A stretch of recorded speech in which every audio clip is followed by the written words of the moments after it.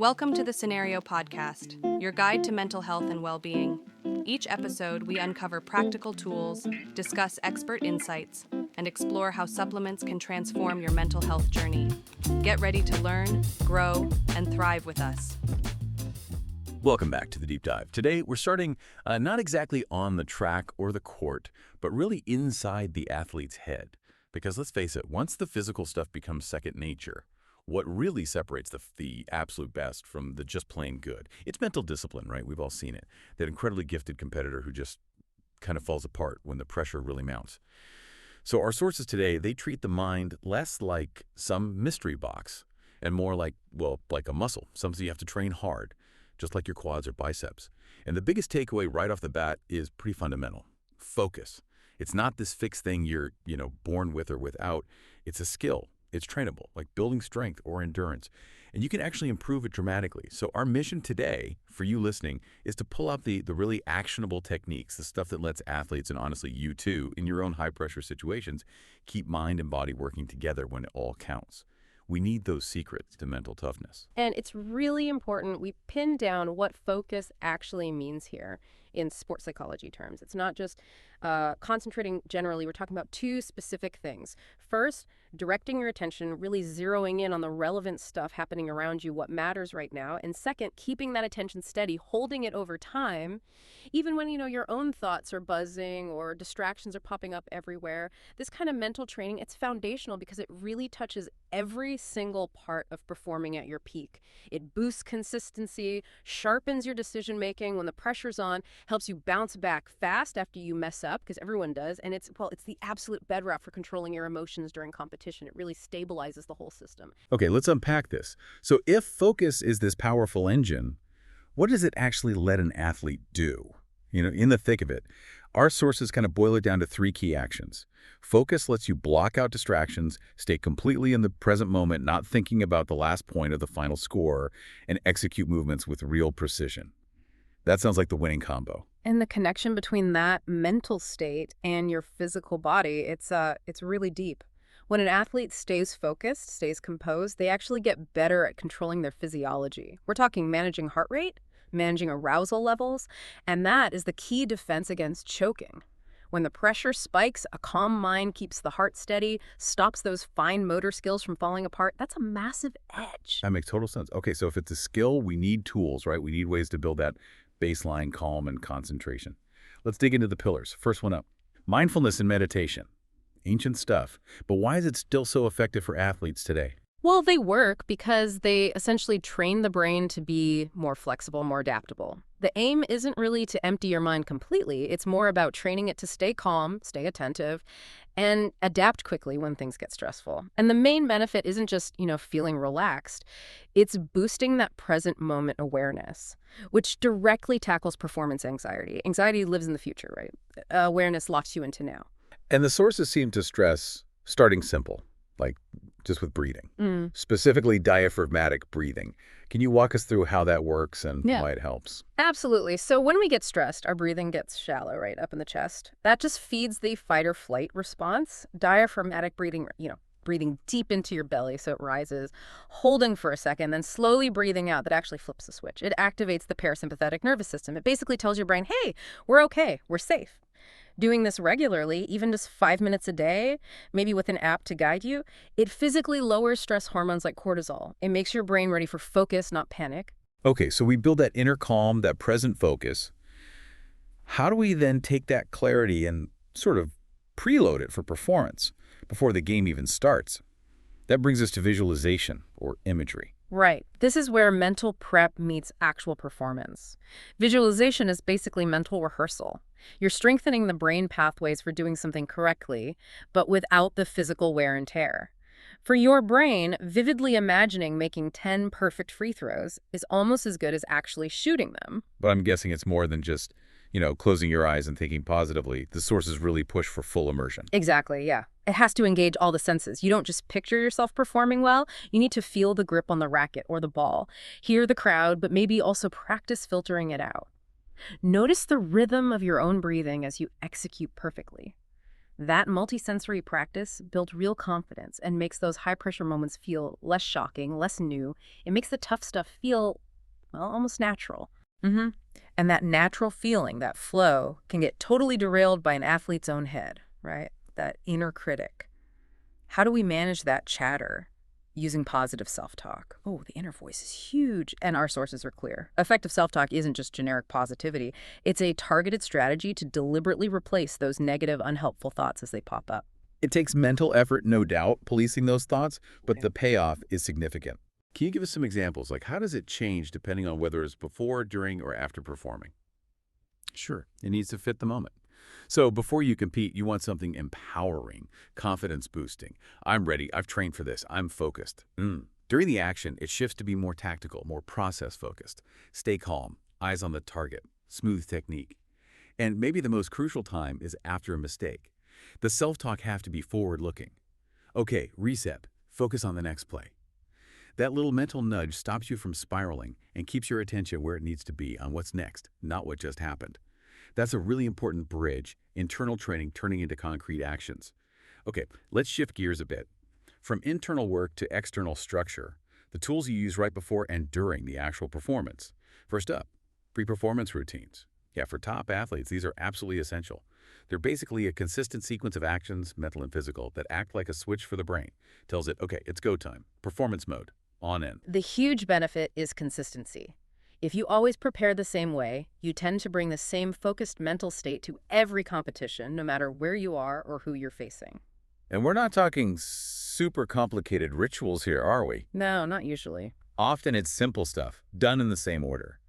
Maybe some light dynamic stretching, a specific deep breathing pattern for, say, 60 seconds, perhaps 30 seconds of quick visualization focusing on success, and maybe repeating a key motivational phrase or cue. Athletes really need to experiment, almost like scientists, to figure out the exact sequence that works best for them to lock in that readiness. Okay, so the routine sets the stage. But what about when you're in the game and your focus just slips for a second? You need instant resets. That's where keywords and mental triggers come in. Exactly. These are like little mental shortcuts. Short, personal words or phrases designed to instantly snap your focus back to where it needs to be. They have to be simple, positive, and tied directly to a specific feeling or action you want. Think of them as anchors in a storm. The sources had some great examples across different sports here. They did. Like, a golfer might just internally say, smooth, right before swinging, cueing that controlled tempo. Or a basketball player muttering, breathe, just before a crucial free throw, linking the word directly to that physical act of calming down. Maybe a runner feeling tired might tap their thigh and think, drive, instantly reinforcing that feeling of power and pushing forward. The real key is practicing that link so the word automatically triggers the desired physical or mental state. And holding all these quick triggers together is that controlled breathing, keeping you from getting too hyped up. Sources mentioned two key methods. Let's spend a bit more time on those. Yeah, definitely worth doing. First is box breathing. Super simple, super effective. It's inhale for a count of 4, hold your breath for 4, exhale for 4, hold empty for 4, repeat. That rhythmic pattern, that symmetry, it's incredibly powerful for hitting the brakes on acute anxiety. It just forces your nervous system to downshift.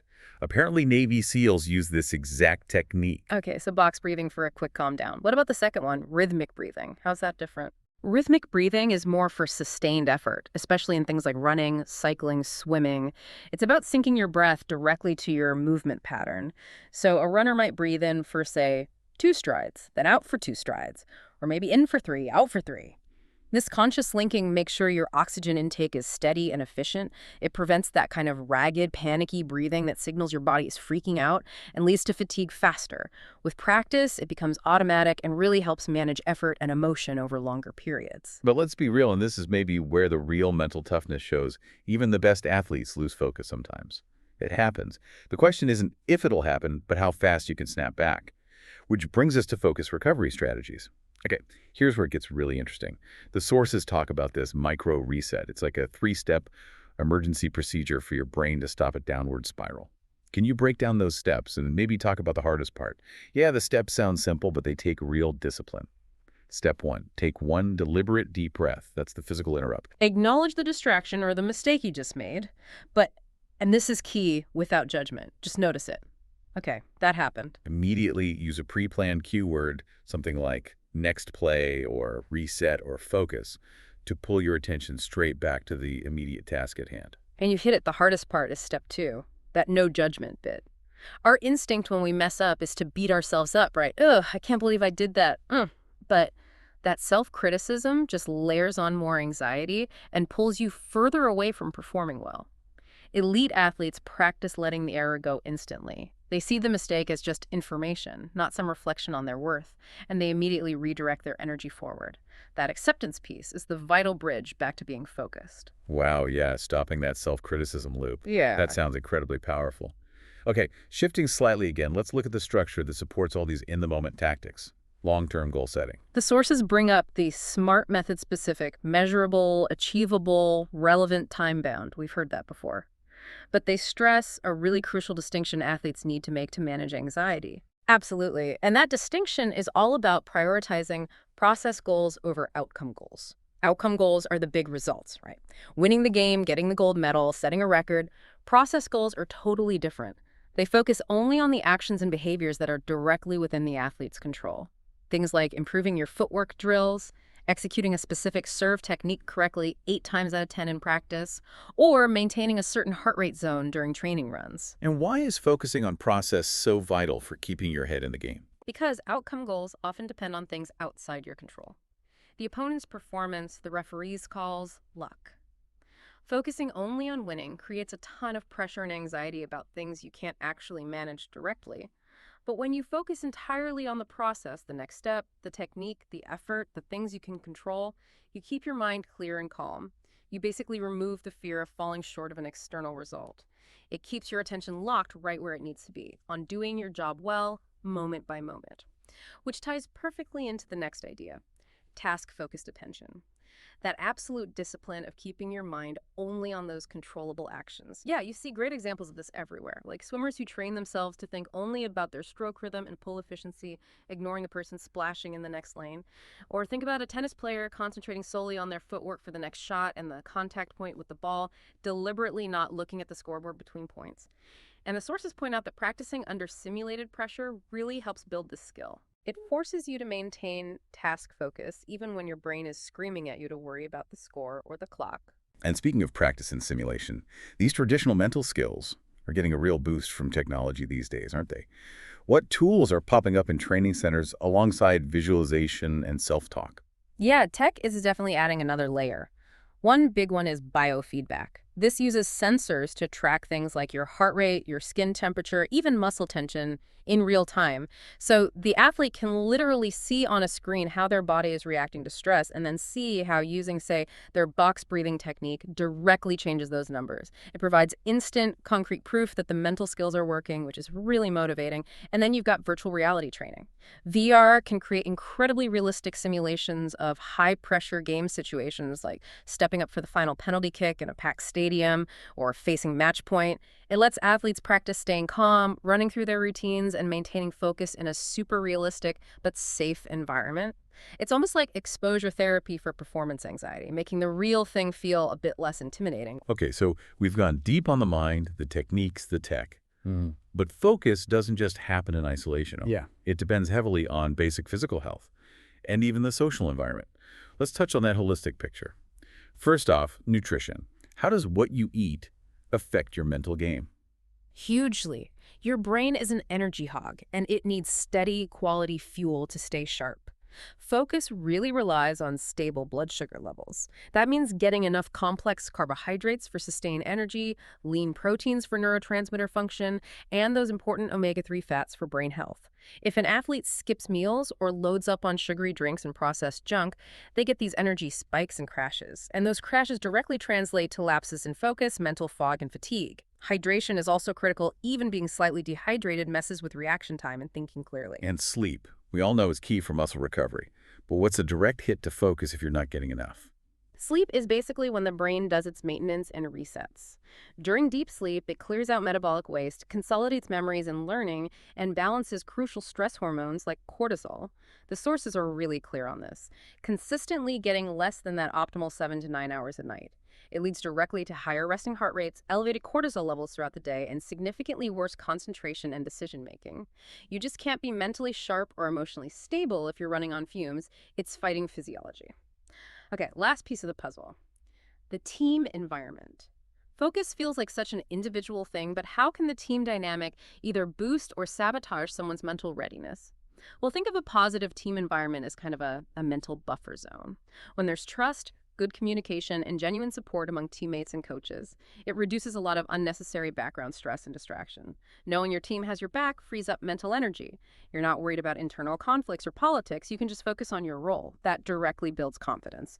But the flip side is also true. A toxic environment, poor communication, infighting that forces athletes to waste precious mental energy navigating social drama instead of preparing to perform.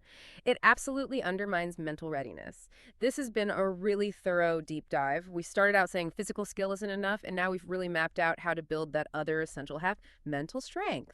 We've covered the core training, mindfulness, visualization, positive self-talk, solid routines, and we've seen how everything connects, from your breathing patterns right down to what you had for breakfast and how well you slept.